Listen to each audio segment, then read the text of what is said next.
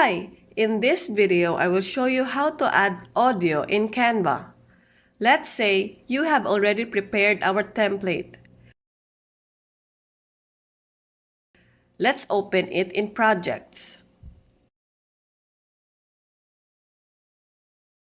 To add audio in this project right here, click on Elements and type in Audio right here.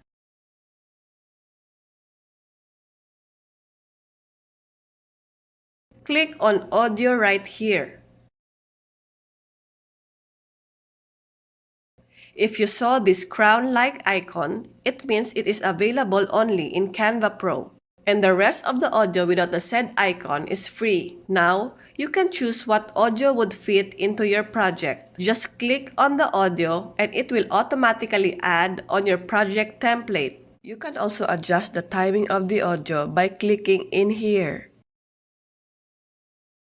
You can try to play it on this play button right here.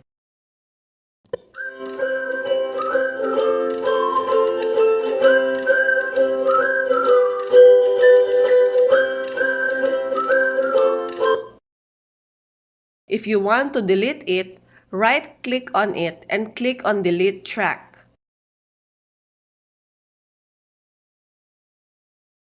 Or you can click on these three dots and click on Delete Track. So that's it. Thanks for watching. For more videos like this, please subscribe on our channel. Bye!